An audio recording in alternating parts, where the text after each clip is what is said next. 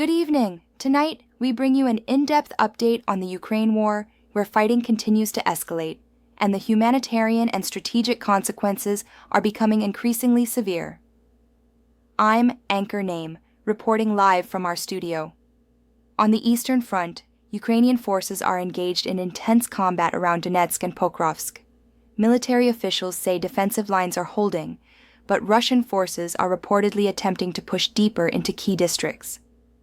Analysts warn that control over these areas could influence supply routes and strategic positions across the region. The situation is complicated by artillery shelling, drone attacks, and logistical challenges on both sides. Ukrainian troops are facing severe pressure to maintain their positions, while Russian forces appear determined to expand territorial control. Meanwhile, civilian populations are bearing a heavy burden. Rolling blackouts have affected millions, as critical infrastructure, including power stations and gas facilities, has been repeatedly targeted.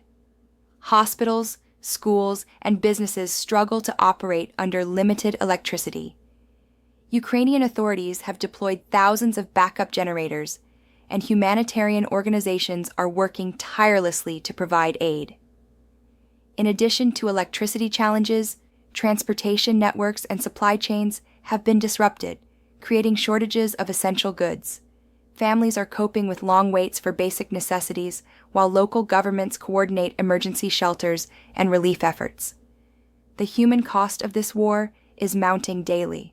On the diplomatic front, Ukraine continues to receive support from Western allies.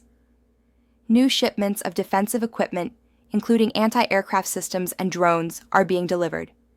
International bodies are monitoring the situation closely, while sanctions on Russia remain in effect. High-level negotiations and diplomatic pressure aim to curb further escalation, though uncertainty remains. Global attention is also focused on the economic impact. Energy markets, grain exports, and regional trade have all been affected.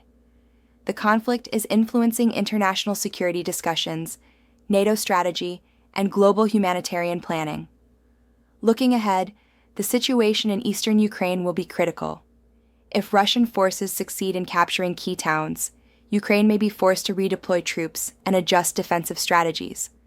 Conversely, if Ukrainian forces hold the line, they may capitalize on international support to regain momentum.